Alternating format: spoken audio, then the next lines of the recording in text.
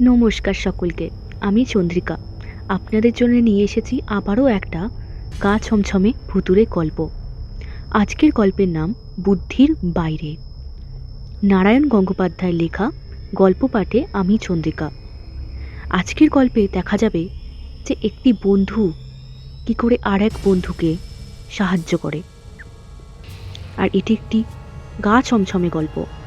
তাহলে চলুন গল্পটি শুরু করা যাক। বুদ্ধির বাইরে, নারায়ণ গঙ্গোপাধ্যায়ের লেখা। বিজ্ঞানের চোখে ভূতের অস্তিত্ব অচল। পাড়াগাঁয়ের ভূতের ভয় থেকে রাতবিরেতে সম্ভব অসম্ভব ছায়ামূর্তি দেখে চমকে ওঠা, এসব অনেক কিছুই তর্কের উপাদান যোগায়। ভৌতিক অস্তিত্বও ঈশ্বরের মতোই নানা মতবাদে বিড়ম্বিত। সেখানে আস্তিক, নাস্তিক, স্কেপটিক কারোরই অভাব নেই। সোজা কথায়, যুক্তির জগতে ভূতের জায়গা নেই। ভূত মানতে গেলে চোখ বেঁধে পিছু হাঁটতে হয়। অশরীরী তত্ত্বে যারা আস্তিক্যবাদী, তাদের সঙ্গে আজ আর তর্ক চলবে না। চরম নিষ্পত্তির জন্য হাতাহাতি করতে হবে। তবু সবকিছু বৈজ্ঞানিক তত্ত্ব তর্কের মধ্যেও একটা কিন্তু থেকেই যায়। এমন কতগুলো প্রশ্ন ওঠে যাদের উত্তর কোনোদিনও মেলে না। তার মানে এই নয় যে কোনো দিন তাদের উত্তর একেবারেই পাওয়া যাবে না।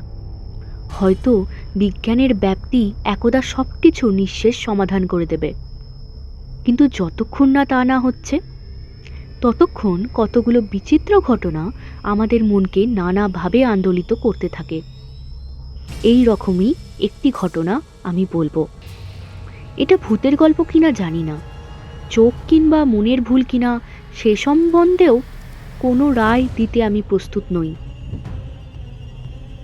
শুধু যা ঘটেছে সেইটুকুই আমি বলবো। মাত্র একটি কথা জানিয়ে রাখি, এগুলি ঘটেছে সম্পূর্ণ খোলা এবং অপ্রস্তুত চোখের সামনে। প্রায় 12-13 বছর আগেকার কথা। তখন পশ্চিমবাংলার একটি ছোট গ্রাম থেকে আমি শহরে ডেলি প্যাসেঞ্জারি করতুম। সাইকেলে করে আসতে হতো 8 মাইল দূরের স্টেশনে। একটা ছোট দোকানে সাইকেল জমা রেখে আমরা ট্রেন ধরতুম। সন্ধ্যের গাড়িতে ফিরে আবার সাইকেল নিয়ে গ্রামে চলে আসতুম।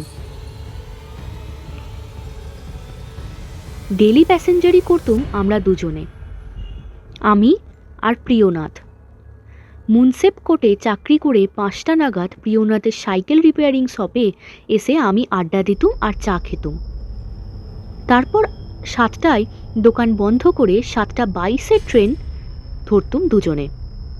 কোনো একজনের বাড়ি ফেরবার খুব বেশি তাগিদ না থাকলে ছিল এই আমাদের দৈনন্দিন প্রোগ্রাম। স্টেশন থেকে আমাদের গ্রামের প্রায় সীমানা পর্যন্ত ছড়িয়েছিল একটা অনুর্বর কাঁকড় মাটির মাঠ, যাকে বলে ব্রহ্মডাঙ্গা। জেলা বোর্ডের রাস্তাটা ঢেউ খেলানো মাটির ভেতর দিয়ে চড়াই উতরাইয়ে চলে গেছে। কোথাও কোথাও 20-22 ফুট পর্যন্ত ওপরে উঠেছে দুধারের ঢাল জমি ছাড়িয়ে। পথের পাশে 1.5 মাইল 2 মাইলের মধ্যে কোনো গ্রামই নেই, শুধু এলোমেলো ফণি মনসা আর আকন্দের ঝোপ ছড়িয়ে রয়েছে। এককালে মাঠটা ডাকাতির জন্য বিখ্যাত ছিল। 500 বছরের ভেতরে ওসব উপদ্রব আর কখনো শোনা যায়নি, কিন্তু তবুও এ পথে ফিরতে সন্ধ্যের পরে গা ছমছম করত। দু একটা ভূতের কাহিনীও যে মাঝে মাঝে কানে আসতো না তা কিন্তু নয়, কিন্তু ওই ভয়টা কোনোদিন আমার মনে যে এতটুকু ছাপ ফেলেছে তাও নয়, অন্তত সচেতনভাবে তো নয়। সেই দিন কোর্ট থেকে বেরিয়ে কতগুলো সরকারি কাজ সেরে নিতে আমরা রাত হয়ে গেল। প্রিয়নাথের দোকানে আসতেই তার ছোকরা চাকরটা জানালে যে আমার জন্যে অনেকক্ষণ অপেক্ষা করে থেকে যথানিয়মে 7:22 ট্রেন ধরেছে প্রিয়নাথ। আমার মনটা একটু দমে গেল। শুধু একা ফিরতে হবে বলেই নয়, দিনটাও তো দুর্যোগের। একটু আগেই মুষলধারে বৃষ্টি হয়ে গেছে, সেই সঙ্গে আকাশ চোড়া বাজের ডাক। বৃষ্টিটা আপাতত থেমেছে বটে, কিন্তু আকাশ এখনো ঘন মেঘে একটা আলকাতরার আস্তর দিয়ে মোড়া। যে কোনো সময় ঝমঝম করে বৃষ্টি নেমে পড়তে পারে। এরই মধ্যে রাত ৯টার পরে ওই সীমাহীন কালো মাঠটার ভেতর দিয়ে একা ৮ মাইল সাইকেলে করে আমায় ফিরতে হবে। কারণ সন্ধ্যের পরে স্বভাবতই নির্জন পথটাতে এই বৃষ্টি বাদলের রাতে যে কোনো সহযাত্রী মিলবে এ আশা করাই বিড়ম্বনা। কিন্তু উপায় নেই, আমাকে যেতেই হবে। ঘন কালো মেঘের দিকে তাকিয়ে আমি একটা দীর্ঘশ্বাস ফেললুম। তারপর স্টেশনে এসে ৮টা ২৮-এর গাড়ি ধরলুম। ট্রেন ছাড়তে না ছাড়তেই বৃষ্টি নামলো। এমন প্রবল বৃষ্টি সচরাচর দেখাই যায় না। সারা আকাশটা যেন গলে গলে ঝরে পড়ছে। অন্ধকার সাদা হয়ে গেছে বৃষ্টির কুয়াশায়। মনের মধ্যে দুশ্চিন্তাটাও আরও থিতিয়ে বসতে লাগলো। উঁচু কাঁকড়ের রাস্তায় জল দাঁড়াবে না, কিন্তু মাঠের ভেতরে বৃষ্টির সঙ্গে হাওয়া মিশলে অবস্থা কী দাঁড়াবে সেটা অনুমান করা শক্ত নয়। বৃষ্টি বেশিক্ষণ রইল না। আধ ঘন্টার মধ্যেই আমি স্টেশনে এসে নামতেই দেখি বৃষ্টি ধরে গেছে। মেঘ হালকা হয়ে গেছে, শুধু অল্প অল্প ইলসে গুঁড়ি পড়ছে তিরতির করে। যে মুদিখানায় সাইকেল জমা থাকে সেই লোকটা ঝাঁপ বন্ধ করবার উপক্রম করছিল। আমাকে দেখে হাই তুললে, হেসে বললে, এই রাতে ফিরবেন, থেকে যান না আমার দোকানে। বললুম, সে হয় না, বাড়িতে সবাই দুশ্চিন্তা করবে। আরেকটা কথা অবশ্য বলা গেল না, অর্থাৎ মাসখানেক আগে আমি বিয়ে করেছি এবং মাত্র ৩ দিন আগে স্ত্রী এসেছে বাপের বাড়ি থেকে। দোকানদার সাইকেলটা বের করে দিলে। জিজ্ঞেস করলুম, প্রিয়নাথ চলে গেছে? হ্যাঁ, উনি তো ৭টা ৫৫-এর গাড়িতেই নামলেন। ভেঙে বৃষ্টি আসছিল, বাদ চমকাচ্ছিল ঘন ঘন। ওকেও দাঁড়িয়ে যেতে বললুম, রাজি হলেন না, বললেন বোঁ বোঁ করে চলে যাবেন। বোঁ বোঁ করে আমিও চলে যাব, আমিও তাই ভাবলুম। তারপর সেই ঘন কালো অন্ধকারে তিরতিরে বৃষ্টির ভেতরেই সাইকেল নিয়ে প্রায় ঝাঁপ দিয়ে পড়লুম। ১৫ মিনিটের মধ্যেই মাঠের রাস্তা এসে পড়ল। দুধারে নিবিড় কৃষ্ণতার ভেতরের ব্যাঙের ডাক, ঝিঁঝির আওয়াজ, আর ছোট বড় নালায় বর্ষার জলের কলধ্বনি। ল্যাম্পের ছোট আলোটিতে সামনের ৫-৭ হাত দূর পর্যন্ত বাঁকুড়ার রাঙা মাটি ছাড়া আর কিছুই দেখা যাচ্ছিল না। কিন্তু কিছুক্ষণ পরে সেটুকুও আর রইল না। ল্যাম্পে তেল ছিল না, খেয়াল করিনি।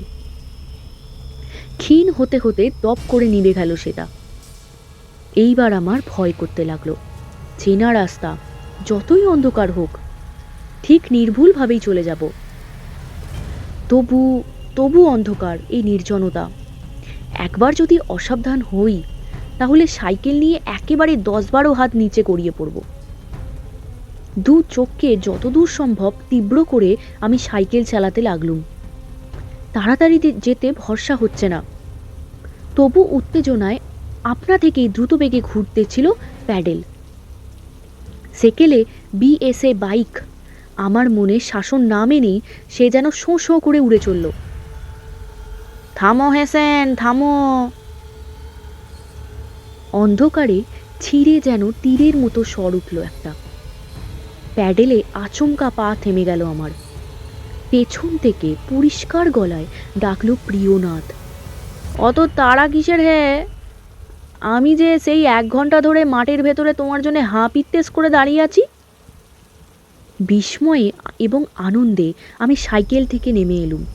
অন্ধকারেও দেখা গেল পেছন থেকে প্রিয়নাথ দ্রুত আমার দিকে এগিয়ে আসছে। ব্যাপার কি হে? সেই ৭টা ৫৫-এর ট্রেনে নেমে এতক্ষণ মাঠের ভেতরে কি করছিলে? প্রিয়নাথ বললে, সে অনেক কথা, ভারী মজার ব্যাপার হয়েছে একটা। এই বর্ষার রাতে মাঠের ভেতরে কি এমন মজার ব্যাপার হতে পারে? আর তোমার সাইকেলটাই বা গেল কোথায়?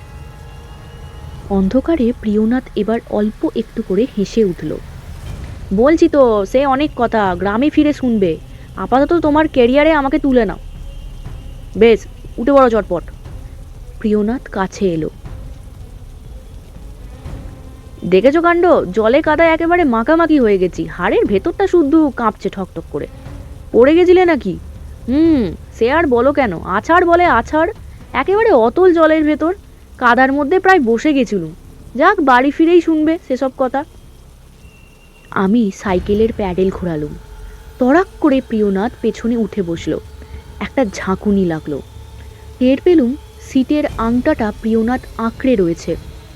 এই ভিজে রাস্তায় এমন অন্ধকারে আর একটা মানুষকে কেরিয়ারে তুলে নেওয়া যে কী দুর্ভোগ, সে বলে বোঝাতে হবে না। কিন্তু অনুভব করলুম হঠাৎ যেন আমার গায়ে দ্বিগুণ শক্তি বেড়ে গেছে। প্রিয়নাথের অতখানি ওজন আমাকে বিন্দুমাত্র কাবু করতে পারল না। সেকেলে মজবুত বিএসএ সাইকেল সনসন করে চলতে লাগলো। এমনকি অন্ধকারের সম্ভাব্য বিপদটাও মুছে গেল মন থেকে। প্রিয়নাথ কোনো কথা বলছে না, আমিও না। নিঃশব্দে প্রায় 15 মিনিট চলবার পর হঠাৎ দূর থেকে জলের একটা উগ্র গর্জন শোনা গেল। আমি চমকে বললুম, ও কি খোয়াইতে বান এলো নাকি? এইবার বিচিত্র ব্যাপার ঘটল একটা। প্রিয়নাথ আমার কথার জবাব দিল, কিন্তু পেছনের কেরিয়ার থেকে নয়। পরম বিস্ময় দেখলুম আমার সাইকেল থেকে প্রায় 15 হাত সম্মুখে 2 হাত বাড়িয়ে দাঁড়িয়ে রয়েছে প্রিয়নাথ। হ্যাঁ, অন্ধকারেই দেখতে পেলুম প্রিয়নাথ দাঁড়িয়ে আছে। প্রিয়নাথ ডেকে বললে, নামো এসেন, নামো নামো। বানের জলে খেয়াইয়ের পচা কাঠের পুলটা ভেসে গেছে, আর এগোলে খাড়া 30 হাত নিচে আছড়ে পড়বে। মুহূর্তের মধ্যে সারা শরীরে আমার বিদ্যুৎ বয়ে গেল। কখন কেরিয়ার থেকে নামলো প্রিয়নাথ, কখনই বা এমন করে 15 হাত দৌড়ে গেল সে। সাইকেলের গতি মন্দা করতে করতে আবার শুনলাম, এখনো নামো সেন, এখনো নামো, নইলে আমার যা হয়েছে সে দশা তোমারও হবে। সেকেন্ডের মধ্যে কখন সবটা ঘটল আমি জানি না। দেখলুম প্রিয়নাথের চোখ দুটো জ্বলে উঠল। তারপর যেন করটির কোটর ছেড়ে সে দুটো চোখ তীক্ষ্ণ উজ্জ্বল আলোর মতো উড়ে আসতে লাগলো আমার দিকে, যেন ফসফরাসের দুটো অতিকায় পতঙ্গ। পরদিন সকালে আমাকে পাওয়া গেল রাস্তার উপরে। সাইকেলটাকে জড়িয়ে ধরে আমি পড়েছিলাম। আর প্রিয়নাথকে পাওয়া গেল ভাঙা পুল থেকে 23-24 হাত নিচে, আরও 3-4 ফুট জলকাদার তলায়। ওপর দিকে পা দুটো তুলে তার পেট পর্যন্ত কাদার মধ্যে গাঁথা। ভাঙা সাইকেলটা খানিক দূরে একখানা বড় পাথরের ওপর ঝুলে রয়েছে। আর এখানেই আমাদের গল্পটি শেষ হলো। সত্যি একটা অদ্ভুত, একটা আশ্চর্য রকমের অনুভূতি, এবং শেষমেশ তার জীবনটা বেঁচে গেল। তো আজকের গল্পটা ভালো লাগলে অবশ্যই লাইক এবং সাবস্ক্রাইব করতে ভুলবেন না।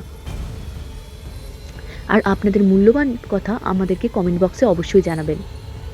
তাহলে আজকের মতো চলি, পরের দিন আবারও একটি গল্প নিয়ে আপনাদের জন্য আসবো। সবাই ভালো থাকবেন।